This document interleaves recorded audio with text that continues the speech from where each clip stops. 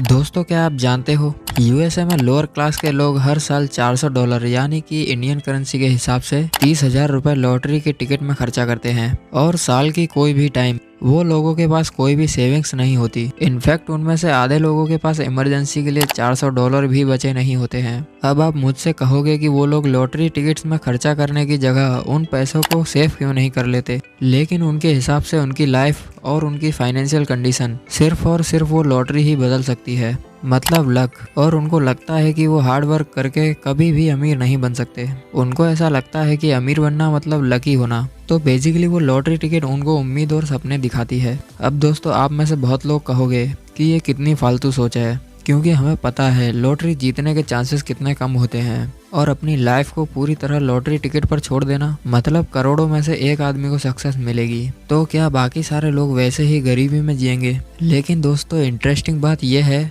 कि अगर आप उन लोगों को समझाने जाओ तो उल्टा आपको बेवकूफ़ समझेंगे और शायद वो लोग आपको गलत बोल के रिटर्न में आपको बुरा फील करा देंगे, जबकि आप तो उनकी मदद करने के लिए बोल रहे थे। दोस्तों, इसलिए ये बुक से हमें कुछ ऐसे इंपॉर्टेंट लेसन सीखने मिलते हैं। वो ये हैं कि हम इंसान लॉजिकल नहीं हैं, हम साइकोलॉजिकल हैं। क्योंकि दोस्तों, सबको यही लगता है कि आज की तारीख में वो एकदम परफेक्ट फैसला ले रहे हैं अपनी लाइफ के लिए, लेकिन फिर भी जब कुछ साल गुजर जाते हैं और जब लोग पीछे पलटकर देखते हैं तो वो यही सोचते हैं कि काश उन्होंने कुछ ऐसा कर लिया होता तो उनकी लाइफ कुछ और होती। और दोस्तों, जब बात फाइनेंशियल डिसीजन की आती है तो चाहे वो अमेरिका के लोअर क्लास के इनकम वाले लोग हो या इंडिया के मिडिल क्लास या दुनिया में कोई भी अमीर इंसान, हमेशा ज्यादातर फैसले इमोशन यानी जज्बात के बेसिस पर लेते हैं, जैसे डर या लालच, और फिर उसको लॉजिक से जस्टिफाई करते हैं कि हमारा फैसला लॉजिकली बिल्कुल सही है। दोस्तों, इसकी वजह ये होती है कि हमें कुछ चीजें कुछ सालों के बाद सीखने मिलती हैं जो हमें पहले सीख लेनी चाहिए थी। इसलिए दोस्तों, आज मैं कुछ ऐसे इंपॉर्टेंट लेसन इस बुक से शेयर करने वाला हूँ जो हमारी साइकोलॉजी और माइंडसेट से रिलेटेड हैं, जिसकी वजह से हम जाने अनजाने में गलत फैसले लेते हैं, जिसको आज सुधार कर आप जल्दी फाइनेंशियली फ्री हो सकते हो। तो दोस्तों, आगे बढ़ने से पहले अगर आप इस चैनल पर नए हो तो आप इस चैनल को सब्सक्राइब कर सकते हो और बेल आइकन को प्रेस कर देना ताकि आप ऐसे इंपॉर्टेंट वीडियोस मिस ना कर दो। तो चलिए शुरू करते हैं। Lesson number 1, true wealth is what you don't see. दोस्तों, एक तरफ होती है लग्जरी कार्स, बढ़िया सा घर, इंस्टा पे वेकेशन की फोटोज। दोस्तों, ये सब चीजें हमें क्लियरली दिख रही हैं, और दूसरी तरफ उस घर का या कार का लोन का EMI, उस आदमी के ऑफिस का स्ट्रेस और उसकी स्ट्रेस की वजह से उसके घर के रोज के फाइट्स, ये सब चीज़ें हमें नहीं दिखती। तो जो हमें दिखता है वो अक्सर पूरा पिक्चर नहीं होता है, लेकिन जाने अनजाने में ये चीज़ें हमें गलत तरीके से सोचने पर मजबूर करती हैं कि जब भी हम किसी अमीर आदमी को देखते हैं, जैसे उसके पास कोई लग्जरी कार हो या कोई वैकेशन पे गया हो, तो हम भी यही सोचते हैं कि काश मेरे पास भी ऐसी कार होती, काश मैं भी ऐसी जगह घूम पाता, ये कितनी मस्त लाइफ है। अब हम ये नहीं सोचते कि वो लोगों की लाइफ एक्चुअली में मस्त है या नहीं। हम उन लोगों की लाइफ से सिर्फ फ्लैश ही और ऐसी ब्राइट चीज़ें ढूंढ के पिक करते हैं। और दोस्तों, हमें ये चीज़ें याद रखनी चाहिए कि जिस वजह से उस आदमी ने कार ली थी कि लोग उसकी इज्जत करेंगे, लेकिन एक्चुअली में लोग उसकी नहीं बल्कि उसकी कार की इज्जत कर रहे हैं। दोस्तों, क्योंकि जब भी हमारे सामने से कोई कार गुजरती है तो हम हमेशा यही कहते हैं कि वाह क्या कार है। हम कभी ऐसा नहीं कहते कि वाह क्या आदमी है। और इसी वजह से लोगों के दिमाग में एक परफेक्शन बैठ गया है कि अमीर मतलब आपके पास दिखाने के लिए कुछ होना चाहिए, लेकिन रियली में एक्चुअल वेल्थ वो होती है जिससे हम आज़ादी की ज़िंदगी जी सकते हैं। क्योंकि सबसे बड़ी और सबसे इम्पोर्टेंट चीज़ जिसे हम पैसे से खरीद सकते हैं तो वो है हमारा खुद का टाइम। अगर आपके पास दुनिया की सारी दौलत है लेकिन उसको एंजॉय करने का टाइम नहीं है, क्योंकि आप पूरा टाइम ऑफिस में बिजी रहते हो और उस काम को आप पसंद भी नहीं करते, तो आपके इतने अमीर होने का फ़ायदा क्या? दोस्तों, इसलिए इस बुक के ऑथर हमें कहते हैं कि दूसरों को दिखाने के लिए खर्चा करना मतलब गरीब होने का सबसे सिंपल और आसान तरीका है और अमीर रहने का सबसे मुश्किल। तो अगर आप किसी आदमी के पास कोई अच्छी कार देखते हो, जैसे मान लो 50 लाख रुपए की है, तो आप उससे ये नहीं पता लगा सकते कि वो आदमी एक्चुअली में वेल्थी है या नहीं, लेकिन उससे हमें ये चीज़ ज़रूर पता चलती है कि उसके धन में से 50 लाख रुपए कम हो गए हैं। लेसन नंबर 2, यू पे अ प्राइस फॉर एवरीथिंग। तो दोस्तों, मान लो आपको एक कार खरीदनी है और उसका प्राइस है 12 लाख रुपए। तो आपके पास अभी 3 ऑप्शन है। पहला, आप 12 लाख रुपए पे कर दो। अगर आपको उतना खर्च नहीं करना तो आप कोई सस्ती कार ढूंढ लो। तीसरा, किसी दूसरे आदमी की कार चुरा लो। अब 99% लोग कार चुराने वाला ऑप्शन नहीं चुनेंगे, क्योंकि उन्हें पता है कि फ़िलहाल तो कार मिल जाएगी, लेकिन उसके बाद आगे जाके फ्यूचर में जो प्रॉब्लम होगी वो बहुत ज़्यादा हो सकती है। तो उसके बेनिफिट जो हमें क्लियरली दिख रहे हैं, तो उसके नुकसान से काफ़ी छोटे हैं जो फ़िलहाल नहीं दिख रहे हैं। लेकिन अगर कोई आदमी गाड़ी चुराता है तो हम उसको यही कहेंगे कि उसने गलत फैसला लिया, फिर चाहे उसको कोई सज़ा मिले या नहीं मिले, क्योंकि हमें ऐसी चीज़ें दिख रही हैं जो उस आदमी को नहीं दिख रही हैं। इसलिए हम 99% लोग गाड़ी को चुराना नहीं पसंद करेंगे, फिर भले ही हम कोई सस्ती या सेकंड हैंड कार ढूंढ लेंगे, क्योंकि हमें पता है नथिंग इज फॉर फ्री। उसी तरह से जब आपको अमीर बनना है और इन्वेस्टिंग से अपने पैसों को ग्रो करना है, तो आपके पास दो ऑप्शन है। या तो आप अपने पैसों को ऐसी जगह इन्वेस्ट करो जहां आपको सबसे ज़्यादा लॉन्ग टर्म का फ़ायदा होगा, यानी अच्छा रिटर्न मिलेगा, जैसे ऑथर कहते हैं इंडेक्स फंड में या डायरेक्ट स्टॉक्स में। लेकिन उसके लिए आपको उसको सीखना पड़ेगा। उसका प्राइस वही है, और ये प्राइस आप डॉलर से रुपीस में नहीं पे करोगे, बल्कि थोड़ा टाइम दे के उसके बारे में सीख करके पे करोगे। लेकिन उसके बदले में आपका फ्यूचर ब्राइट होगा। और दूसरा ऑप्शन ये है कि आप अपने पैसों को कोई सेफ जगह पर रख दो जहां आपको ज़्यादा रिटर्न नहीं मिलेगा, लेकिन आपके पैसे सेफ रहेंगे, जैसे बैंक एफडी में या गोल्ड में। तो उससे आपको सेफ्टी तो मिल जाएगी, लेकिन उसके बदले में आपको उतना प्रॉफिट नहीं मिलेगा और वहीं उसका प्राइस होगा। तो इसी तरह ये ऑप्शन में आप ख़राब रिटर्न लेकर इसका प्राइस पे करते हो। अब दोस्तों, यहाँ पे सच बात यह है कि मैक्सिमम लोग ये दूसरा ऑप्शन चुनते हैं, जिसको मॉर्गन हाउसेल, इस बुक के ऑथर, कार चुराने वाले ऑप्शन जैसा कहते हैं। और उसका सिंपल रीज़न ये है कि बहुत से लोग अपने घर के लिए, अपने घर के डेकोरेशन के लिए, वैकेशन पर जाने के लिए, खाना खाने के लिए बहुत सारा खर्चा करते हैं, लेकिन अपने आप पर इन्वेस्ट करने के लिए इतना खर्चा नहीं करते, क्योंकि अपने आप पर इन्वेस्ट करने का प्राइस उन्हें क्लियरली दिख नहीं रहा। और उन लोगों के लिए वो दिखाने वाली चीज़ ज़्यादा इम्पोर्टेंट है, जैसे घर, गाड़ी या फिर फिक्स डिपॉजिट का फिक्स इंटरेस्ट, और आपके रोज़ के बोरिंग इन्वेस्टमेंट्स जैसे स्टॉक मार्केट या इंडेक्स फंड से आपको अपना फ्यूचर इतना क्लियरली दिख नहीं रहा, इसलिए लोग ये ऑप्शन चुनते नहीं हैं। उसी तरह जिस तरह कार चुराने वाले को उस कार की चुराने की असली कीमत नहीं दिख रही।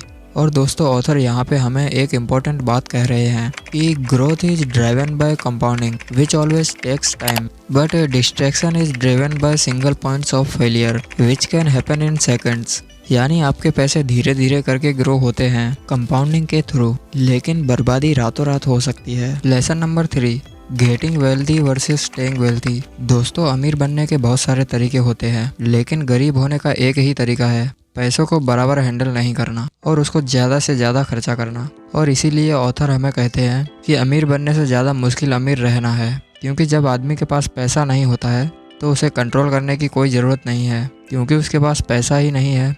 लेकिन जब आदमी के पास बहुत सारा पैसा होता है तो उसे सेल्फ कंट्रोल सीखना ही पड़ता है। इसलिए आपको अमीर बनना और अमीर रहने के लिए अलग अलग माइंडसेट चाहिए। लेकिन अगर आप शुरुआत से ही थोड़ी बहुत सेविंग करके इन्वेस्ट करते हो और उसके थ्रू अमीर बनते हो, तो चांसेस है कि आपको वही माइंडसेट अमीर रखेगा। और इसलिए आज दुनिया के 90% से भी ज़्यादा अमीर लोग सेल्फ मेड हैं, और दुनिया के 70% से भी ज़्यादा लॉटरी विनर्स 10 साल के अंदर ऑफिस से गरीब बन जाते हैं। तो इसलिए आपको हमेशा एक सर्वाइवल माइंडसेट रखना चाहिए। इसके लिए आपको 3 चीज़ों की ज़रूरत होती है। सबसे पहला, aim to be financial unbreakable, मतलब आप अपने आप को मेंटली और फाइनेंशियली इतना स्ट्रॉन्ग बना दो कि मार्केट साइकिल से आपको कुछ फ़र्क ही ना पड़े। जब आप रियल एस्टेट या गोल्ड में इन्वेस्ट करते हो तो आपको पता है कि इसमें भी मार्केट साइकिल होते हैं और इसका भी प्राइस फ्लैक्चुएट होता है, और जब प्राइस गिरता है तो हम उसे बेचते नहीं हैं, हम और ज़्यादा खरीदते हैं। उसी तरह हमें यही लॉजिक यूज़ करना चाहिए। स्टॉक मार्केट और म्यूचुअल फंड में आपको मार्केट साइकिल से डरना नहीं है, आपको उसे अपने बेनिफिट के लिए यूज़ करना है। दूसरा, a good plan leaves room for error, यानी आप जब भी कोई प्लानिंग करते हो तो उसमें इस बात पे भी गौर करो कि अगर वो इन्वेस्टमेंट प्लान के मुताबिक नहीं होता है तो आप क्या करोगे, यानी आपका प्लान बी क्या होगा। और इन्वेस्टिंग की दुनिया में हम इसीलिए एक पोर्टफोलियो क्रिएट करते हैं 10-15 कंपनीज का, और इमरजेंसी फंड साइड में रखते हैं। तीसरा, be optimistic about the future but paranoid about your optical to success, यानी आपको फ्यूचर को लेकर हमेशा ऑप्टिमिस्टिक और पॉजिटिव रहना चाहिए, अच्छी सोच रखनी चाहिए, लेकिन हमेशा अपनी करंट सक्सेस को लेकर अलर्ट और सावधान रहना चाहिए। क्या उसमें कोई खतरा तो नहीं है? जैसे ऑथर ने हमें यहाँ पे 2 इन्वेस्टिंग एग्जाम्पल दिए। सबसे पहला रोनाल्ड रीड का, आप ये नाम गूगल करके सर्च कर सकते हो। ये आदमी ने पूरी जिंदगी सिर्फ चौकीदारी की नौकरी की है, लेकिन उसके मरने से पहले उसके पास $8 मिलियन जमा थे, जो इंडियन करेंसी के हिसाब से लगभग 55 करोड़ होते हैं। अब कोई आदमी छोटी मोटी नौकरी से इतने सारे पैसे कैसे जमा कर सकता है? तो उसका आंसर है सेविंग्स और इन्वेस्टिंग की आदत डाल के। और दूसरी तरफ दूसरा एग्जाम्पल है रिचर्ड फुस्कॉन का, जो दुनिया के सबसे टॉप कॉलेज हार्वर्ड यूनिवर्सिटी से पढ़ाई करता है, दुनिया के सबसे टॉप कंपनी मेरिल लिंच में काम करता है और एक अच्छी पोस्ट पे एग्जीक्यूटिव बनता है। लेकिन उसने कर्जे की और खर्चा करने की इतनी आदत डाली, जिसकी वजह से 2008 में उसे बैंकरप्सी डिक्लेयर करनी पड़ी। दोस्तों, गरीबी से बुरी चीज़ क्या होती है? वो ये कि आप अमीर बने और फिर वापस गरीब हो गए। तो इसलिए अगर आप अपने दम पे 10 लाख रुपए इन्वेस्ट करके उसे मैनेज नहीं कर सकते, तो आप 10 करोड़ मैनेज नहीं कर सकते हैं। और इससे हमें ये चीज़ पता चलती है कि आपकी सबसे बड़ी प्रॉब्लम कम पैसा नहीं है, आपकी बड़ी प्रॉब्लम ये है कि आपको पैसा मैनेज नहीं करना आता। क्योंकि गरीब लोगों की सोच हमेशा ये होती है कि जब हमारे पास ज़्यादा पैसा आएगा तो हम उसे मैनेज करना सीखेंगे, लेकिन अमीर लोगों की सोच ये होती है कि जब हम थोड़े पैसे को अच्छे से मैनेज करेंगे तो हमारा पैसा अपने आप बढ़ जाएगा। Lesson number 4, savings and financial freedom. दोस्तों, दुनिया में 3 टाइप के लोग होते हैं। एक वो जो सेव करते हैं, दूसरे जिन्हें लगता है वो सेव नहीं कर सकते, और तीसरे जिन्हें लगता है उनको सेव करने की ज़रूरत ही नहीं है। आई एम श्योर आप तीसरी कैटेगरी में नहीं आते हो, क्योंकि आप ये वीडियोस देख रहे हो। दोस्तों, हम सेविंग्स के बारे में बहुत सुनते हैं। आपको बचपन से आपके पेरेंट्स ने कहा होगा कि पैसे सेव करा करो, लेकिन ये सेविंग्स इतनी इम्पोर्टेंट क्यों है? क्योंकि हर एक रुपया जो आप सेव करके इन्वेस्ट करते हो, वो आपका फ्यूचर का वो टाइम खरीदता है जो शायद किसी और ने खरीद के रखा था। तो इसलिए ऑथर के हिसाब से अगर आपकी सैलरी कम भी हो तो भी आप अमीर बन सकते हो, लेकिन अगर आप सेविंग्स करते ही नहीं हो तो आप कभी अमीर बनोगे ही नहीं। लेसन नंबर 5 और सबसे इम्पोर्टेंट, मॉर्गन हाउसेल के लाइफ टिप्स। सबसे पहला, अपने सारे फाइनेंशियल डिसीजन इंडिपेंडेंटली लो, ये सोच के नहीं कि मुझे किसी को दिखाना है या किसी ने किया था इसलिए मुझे भी करना है। Advice number 2, live below your means. क्योंकि सबसे बुरी चीज़ अगर आप कोई कर सकते हो तो वो ये है कि आप अपने फ्यूचर की कमाई को आज ही खर्च कर दो। Advice number 3, derive pleasure from low cost activities, जैसे एक्सरसाइज, रीडिंग, पॉडकास्ट, लर्निंग। क्योंकि ज़िंदगी के असली मज़े फ्री और छोटी मोटी चीज़ों में है जो रोज़ होती है, और इससे आप हेल्दी भी रहोगे, वेल्थी भी रहोगे और वाइज भी रहोगे। Advice number 4, maintain 20% of cash as emergency. वो इसलिए क्योंकि जब भी स्टॉक मार्केट में क्रैश होता है तो आपको अपने इन्वेस्टमेंट को कम पैसे में बेचने की ज़रूरत नहीं पड़ेगी, आप अपना इमरजेंसी फंड यूज कर सकते हो। Advice number 5, the first rule of compounding is to never interrupted unnecessarily.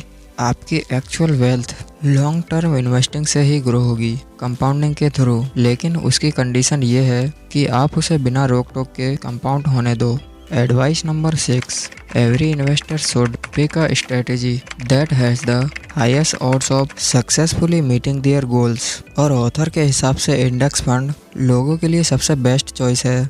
Advice number 7, 3 की elements of Housel approach, a high savings rate, patience and long term optimisation. क्योंकि दोस्तों, बहुत सारे लोग सपने देखते हैं कि उनको करोड़पति लोगों वाली लाइफ जीनी है, दुनिया में बेहतरीन जगह घूमना है, लेकिन एक्चुअली में उनके बोलने का मतलब ये होता है कि उन्हें करोड़ रुपए खर्चा करना है, जो उनकी कही हुई बात से बिल्कुल ऑपोजिट है। क्योंकि अगर आप अपना करोड़ रुपए खर्चा कर दोगे तो करोड़पति कैसे कहलाओगे? तो दोस्तों, आज की वीडियो में इतना ही। अगर आपको इस वीडियो से कुछ सीखने मिला तो इस चैनल इन्वेस्टमेंट माइंडसेट को सब्सक्राइब कर लेना और बेल आइकन को प्रेस कर देना, ताकि आप ऐसे इंपॉर्टेंट वीडियोस मिस ना कर दो। अगर आपको ये वीडियो पसंद आया तो इसे लाइक करिए। आपका वैल्यूएबल टाइम देने के लिए thank you and good bye.